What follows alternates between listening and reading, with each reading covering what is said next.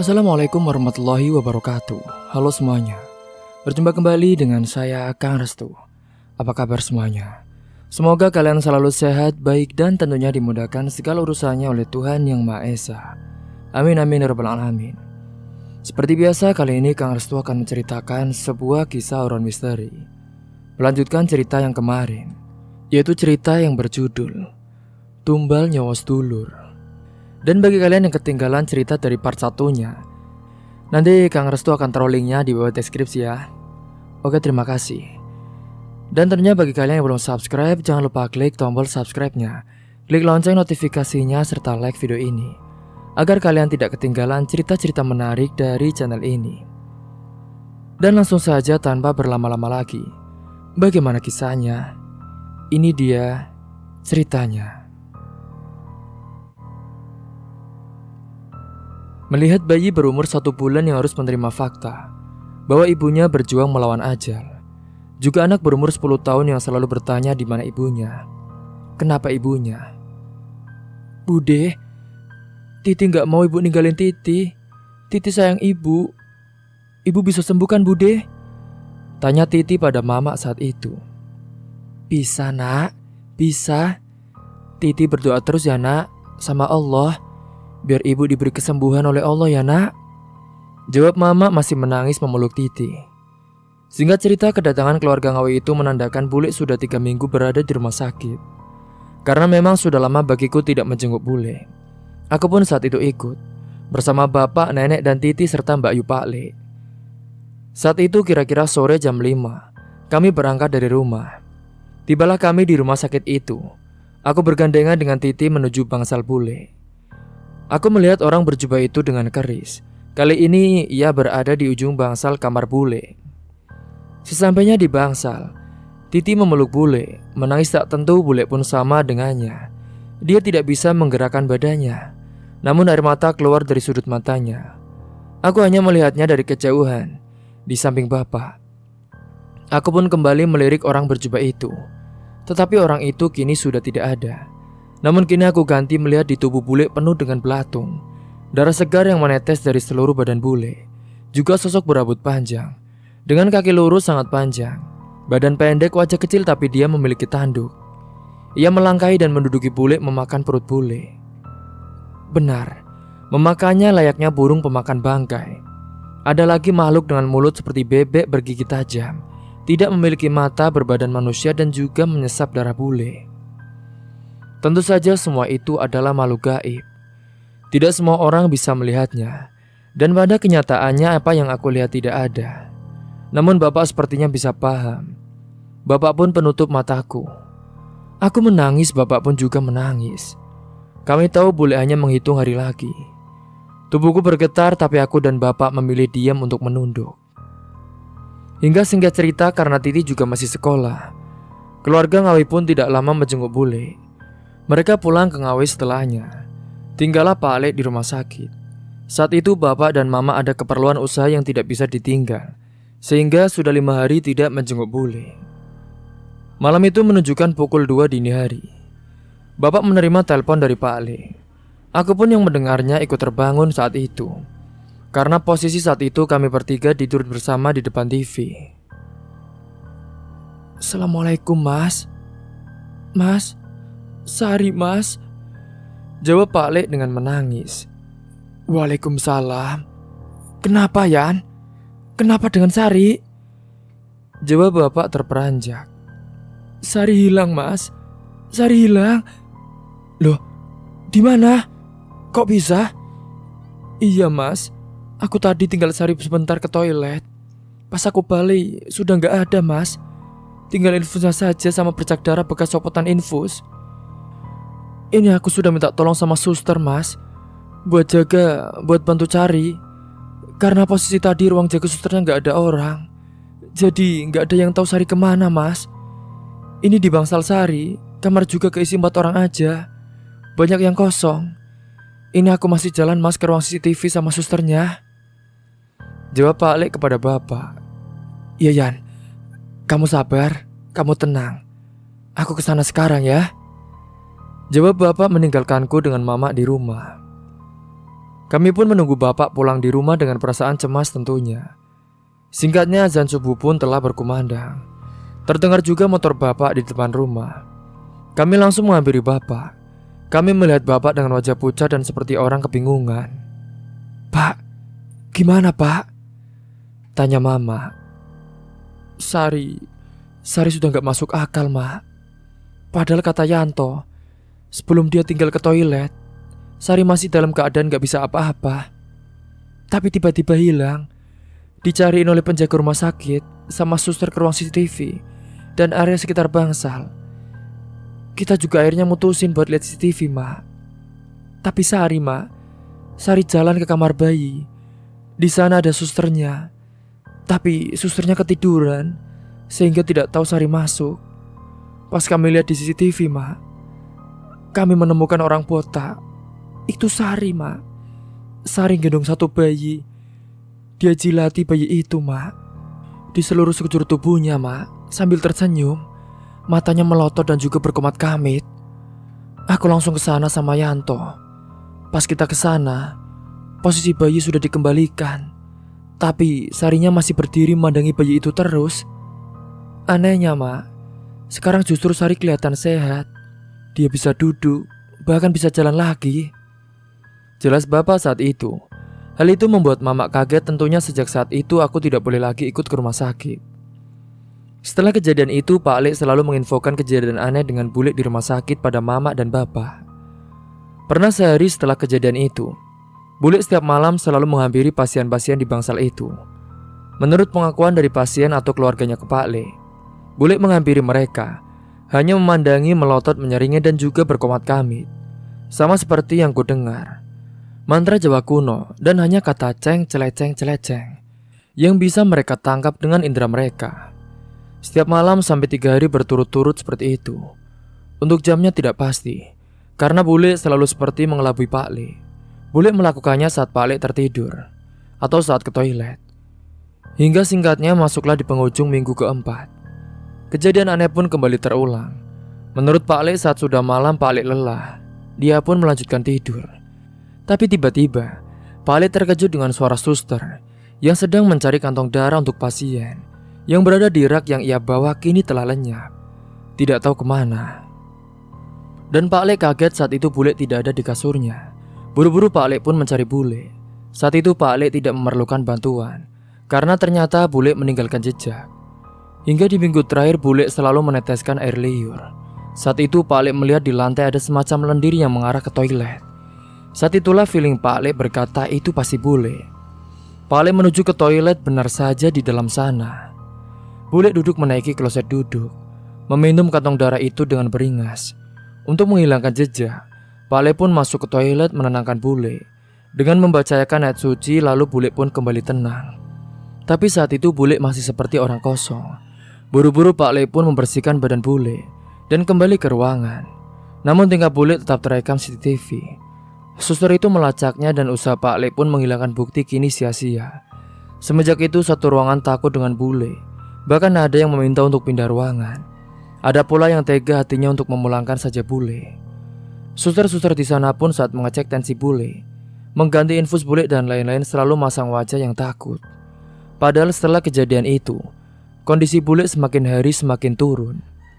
Hingga pada suatu malam di hari ke-34 bule di rumah sakit, bule bisa bicara.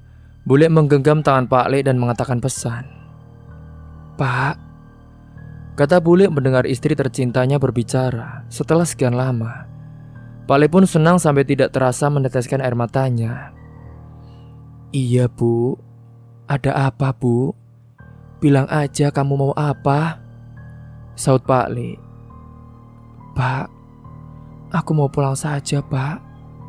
Aku bakal sehat kalau ketemu Titi sama Rani," ucap bule. Karena permintaan bule dan kondisi rumah sakit saat itu seperti menganaktirkan bule. Setelah kejadian kantong darah itu, keesokan harinya Pak Le pun memantapkan hatinya untuk mencabut rawat inap bule kembali ke rumah. Mereka menggunakan ambulan rumah sakit untuk pulang. Karena dikabari oleh Pak Le bahwa bule meminta pulang. Siang itu perasaan bapak dan mama pun tidak enak. Seakan-akan itu adalah hari terakhir dari bule. Akhirnya kami pun memutuskan untuk ke Ngawi. Singkatnya, sesampainya di sana, kami melihat keluarga kami sudah berkumpul. Hanya keluarga dan seorang kakek tua yang aku tidak tahu itu siapa. Menurut Mama, itu adalah orang pintar yang dulu memberikan kalung jimat pada Titi. Ada Titi dan juga Rani juga. Ada bule di tengahnya. Pas kami masuk, kami mendapati kakek itu berada di atas bule. Saat kami tiba, semua pun sudah menangis. Saat itu bule berpesan pada Pak Le yang terus-terusan menangis. "Pak, nitip anak-anak ya Pak. Jaga mereka sebagaimana kamu jaga aku selama ini Pak. Maaf ya Pak. Maaf belum bisa tepatin janjiku sama kamu buat terus ada. Aku juga minta maaf belum bisa jadi istri dan ibu yang baik Pak. Pak, sudah cukup usahamu buat aku.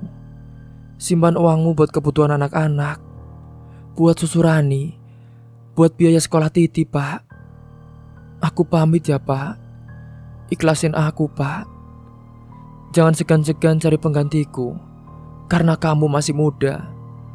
Anak-anak juga butuh penggantiku." Masih dengan terbata-bata dan air mata yang menggenangi wajah kedua pasangan jiwa itu. Anehnya bule seperti tidak lepas. Bule ingin melepas semuanya, tapi seperti ada sesuatu yang menahannya. Kakek itu kemudian menyuruh bapak untuk mengambil kambing yang sudah disiapkan sebelumnya. Kambing itu adalah kambing jantan hitam. Setelahnya kakek itu memantrai kambing itu. Kambing itu berteriak-teriak tak menentu, begitupun dengan bule. Sampai pada akhirnya kakek itu menebas kepala kambing itu. Aneh tapi nyata, kambing itu mengeluarkan darah berwarna hitam pekat.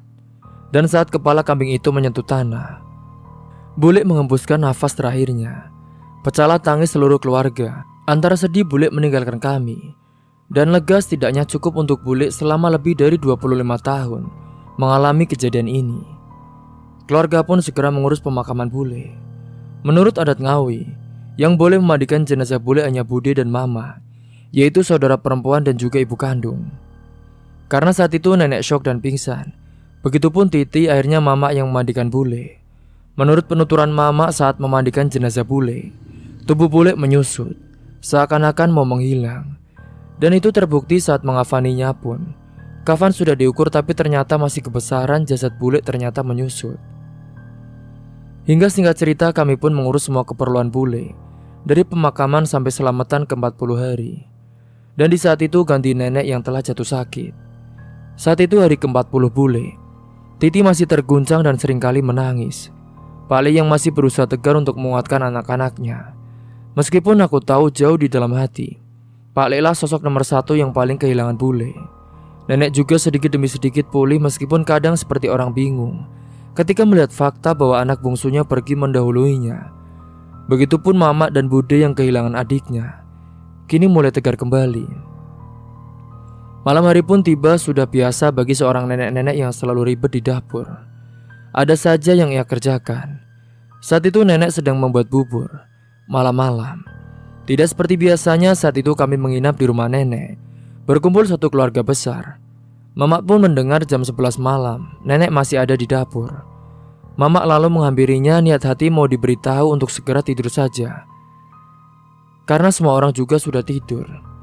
Tapi saat itu aku masih bangun, mengikuti Mamak ke dapur, karena niat hati mau ambil air karena aku merasa haus.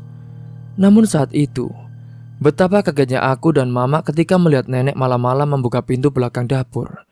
Yang terjatuh duduk dengan menuju ke arah luar, sambil menangis dengan syok.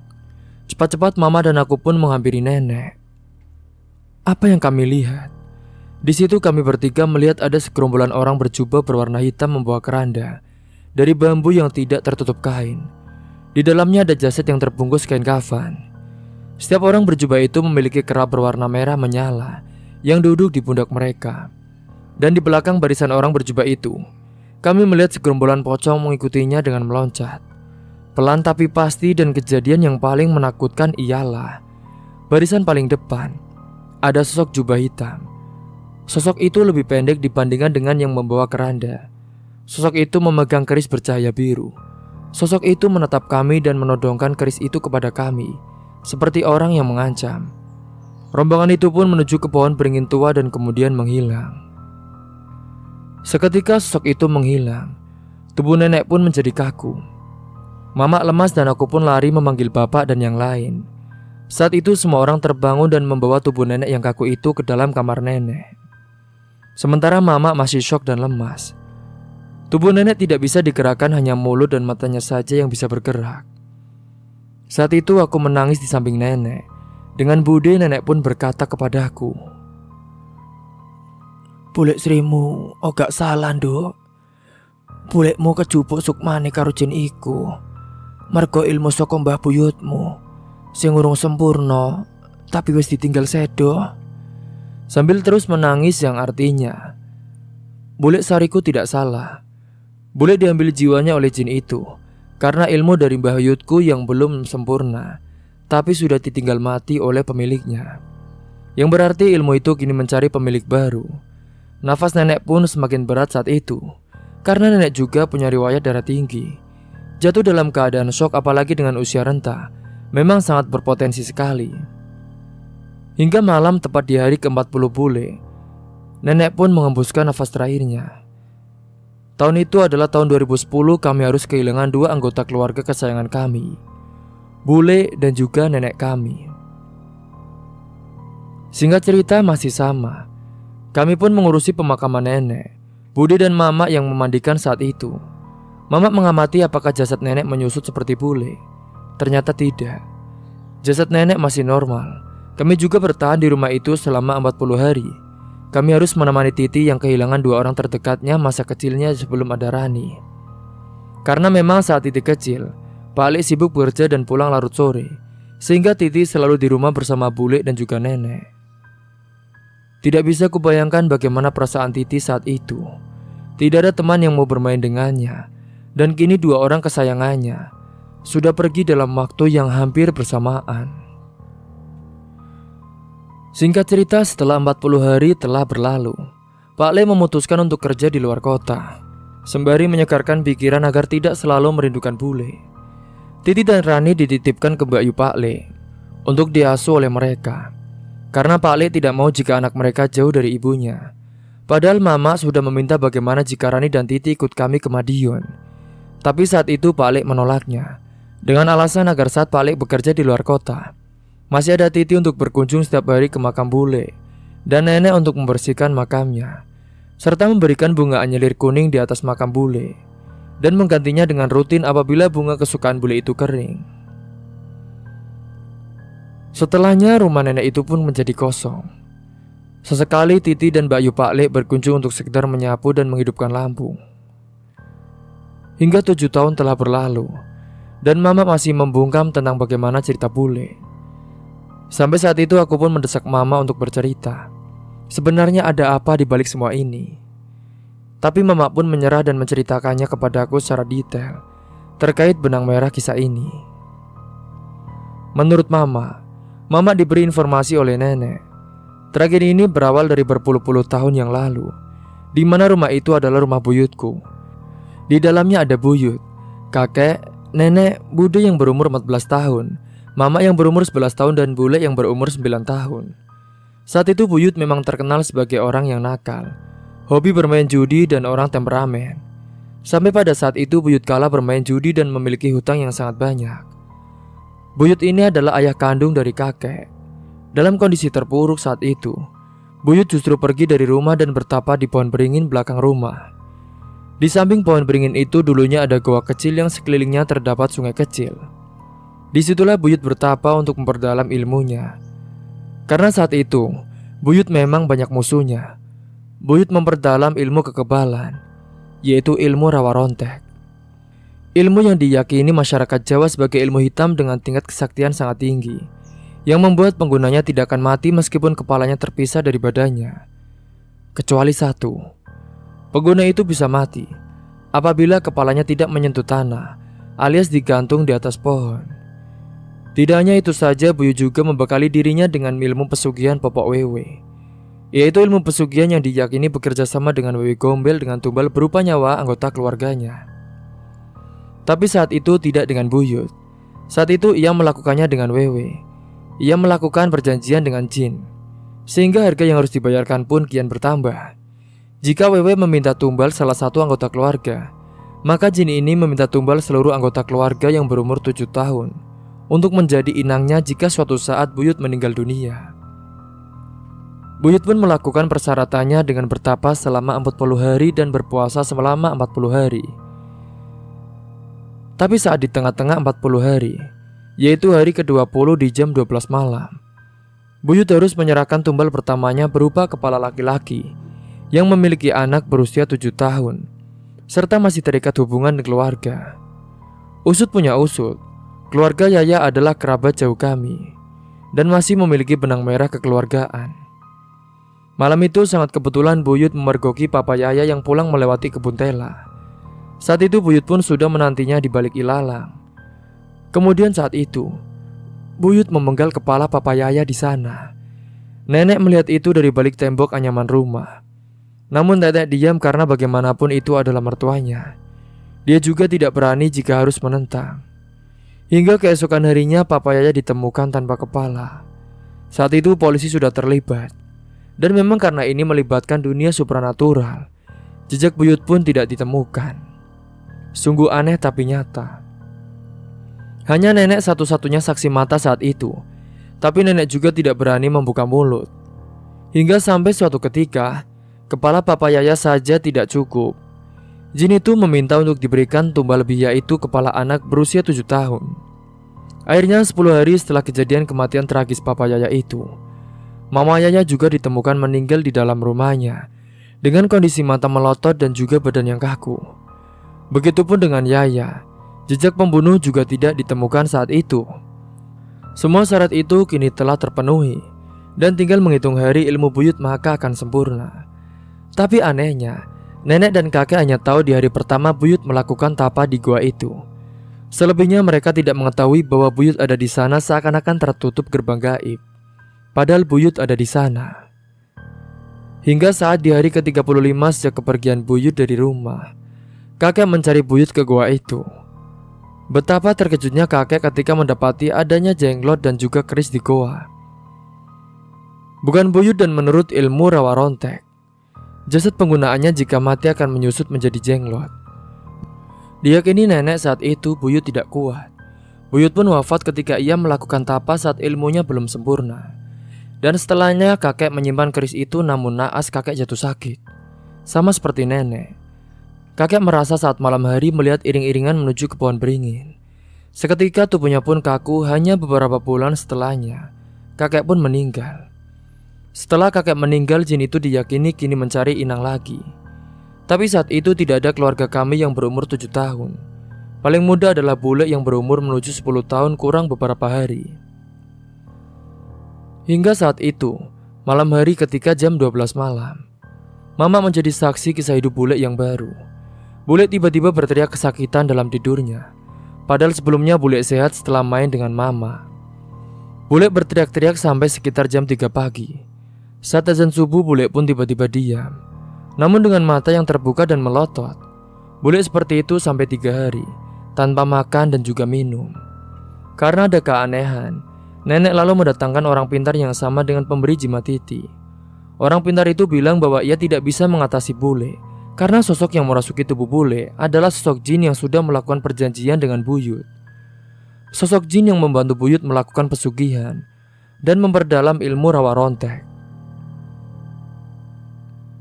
Saat itu orang pintar itu pun berpesan agar bule dibawa ke daerah Gunung Kidul. Sempat waktu itu nenek membawanya bersama dengan ayah Pak Kamidi. Namun saat tiba di sana, orang yang dijumpai nenek itu bilang bahwa jin ini tidak bisa dikeluarkan. Ada 3 cara mengeluarkannya jika memang harus. Yang pertama, jin akan keluar sendiri apabila ia menemukan inang yang sesuai dengan persyaratan, yaitu anak berusia 7 tahun. Yang kedua, jin akan keluar dan dapat dimusnahkan dengan keris yang dipakai oleh Buyut. Tapi keris itu menghilang entah kemana. Orang itu mengatakan, hanya orang dengan kemampuan khusus yang bisa melihatnya. Orang dengan kesaktian tinggi untuk menarik keris itu, atau anak yang jiwanya masih bersih dan memiliki bakat alami dari lahir. Namun resiko ini jika memilih jalan kedua ini, maka bule harus mati. Karena untuk menghilangkan jin harus menghilangkan nyawa bule juga. Sementara cara yang ketiga, jin itu akan hilang dengan sendirinya bersama dengan hilangnya nyawa bule saat ajal dari Yang Maha Kuasa telah menjemput. Meskipun dengan resiko akan menghadirkan beberapa penyakit baik medis maupun tidak. Dan cara ketiga adalah cara yang dipilih bule untuk tidak melukai siapapun. Dan dengan cara itulah ia bisa melihat keluarganya lebih lama, meskipun harus menderita sakit sepanjang hidupnya. Sejak saat itu bule tidak pernah mau makan selain daging setengah matang dan juga apel merah. Hanya itu makanan bule. Bule juga sering melakukan sholat tidak sesuai dengan ajaran agama, sembari merapalkan mantra yang diyakini itu adalah arapalan rawa rontek. Tidak hanya keluarga kami saja, keluarga Mbak Sarmi dan Bu Didit di samping rumah nenek juga harus kehilangan anggota keluarganya karena mereka syok melihat iring-iringan keranda itu. Entah apa maknanya. Dan di tahun usia 7 Titi, jin itu memaksa untuk berpindah ke tubuh Titi. Namun bule menahan, entah bagaimana cara ia menahannya, karena Pak Lek telat memberi jimat. Titi pun sempat terluka karena usiaku terpaut 1 bulan dengan Titi. Menjelang usiaku yang ke-7 tahun pun, aku juga mengalami gangguan saat itu. Namun karena mama sudah mengerti cerita ini jauh sebelum aku lahir, mama sudah memberikan aku perlindungan dengan mengatakan kepada kakekku yang memintanya untuk memberikan perlindungan lebih. Oleh karenanya aku bisa selamat meskipun tidak dapat kupungkiri, di usia aku ke-6 menjelang 7 itu, aku sempat sakit tak kunjung sembuh juga. Itulah yang dimaksud mama sebagai imbas. Karena aku yang seharusnya menjadi inang para penjagaku, sehingga jin-jin itu tidak bisa menyentuhku saat itu. Oleh karenanya, mengapa aku selalu terlibat? Mengapa aku selalu diberikan penampakan yang lebih sering? Karena memang mereka tidak menyukaiku karena mama sudah membentengiku terlebih dahulu. Mereka ternyata benci padaku, tapi tidak bisa menyentuhku. Sekian akhir cerita ini. Hikmah yang bisa pelajari bersama, jangan sekali-kali kita melakukan perjanjian dengan jin. Karena dalam agama, kita punya Tuhan untuk kita sembah dan Maha Besar, yang pasti akan mengabulkan doa hambanya jika memang kita bersungguh-sungguh dalam meminta. Sebelum melakukan sesuatu, tolong pikirkan panjanglah dulu bagaimana dampaknya. Apakah akan merugikan orang lain atau tidak? Apalagi ini menyangkut keluarga, darah daging sendiri. Dan hikmah yang patut kita ambil juga, sayangilah keluarga kita, pasangan kita, dengan tulus dan dengan cara yang indah. Sebagaimana juga yang dilakukan Pak Lek kepada bule, yang bahkan selalu setia hingga detik ini. Dia pun selalu berkunjung ke tempat peristirahatan bule dengan membawakannya anyelir kuning, bunga kesukaan bule. Bunga yang indah namun bermakna salam perpisahan. Sampai jumpa di kehidupan yang lebih abadi. Cerita pun selesai. Dan dari kisah ini, semoga kalian juga bisa mengambil si positifnya dan buang jauh-jauh sisi negatifnya. Mungkin itu saja yang dapat saya sampaikan. Kurang lebihnya mohon maaf apabila ada salah kata ataupun ucapan yang kurang berkenan bagi kalian semua. Sampai jumpa di cerita selanjutnya. Akhir kata, wassalamualaikum warahmatullahi wabarakatuh.